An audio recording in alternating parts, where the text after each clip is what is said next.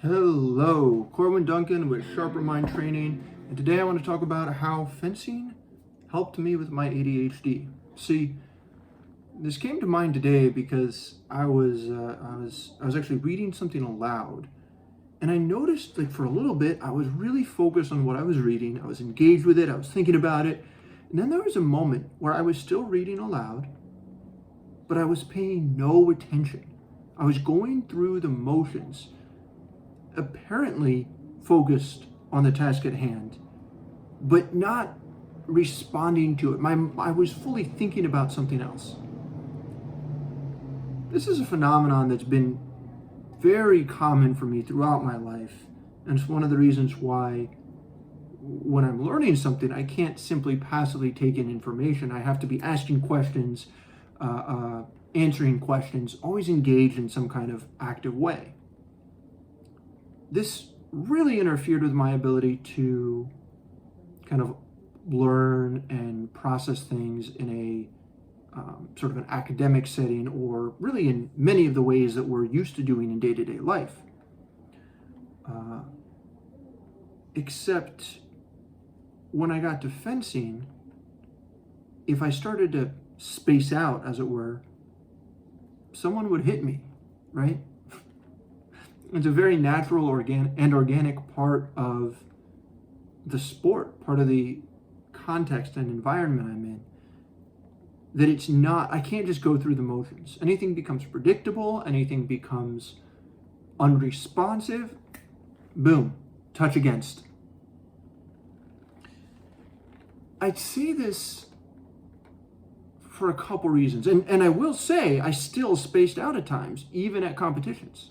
This is one of the challenges I faced for many years as a competitor, and why my coach could be heard throughout the venue yelling, "Corwin, focus." He was Polish. So I'm talking about this here for a couple reasons, and one of them is fencing can be a really valuable way to learn to focus. It's helped me, it's helped many other people in that practice. The other thing is, it's not enough just on its own, right? I did gain the ability to focus at will, but that didn't always mean I could sustain it, or it was perfect, right? I couldn't always do that, or I would have been a much more successful competitor. It still came and went. And there were a lot of things that supported my ability to focus that I didn't do consistently, and a lot of things that interfered with my ability to focus that I did sometimes without realizing how much of an issue they were.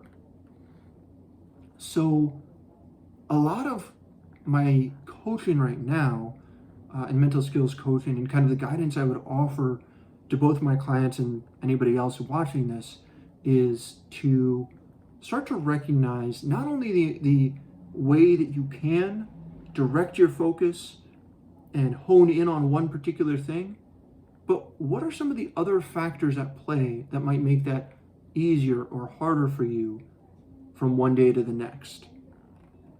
Also, crucially, and I'm going to talk more about this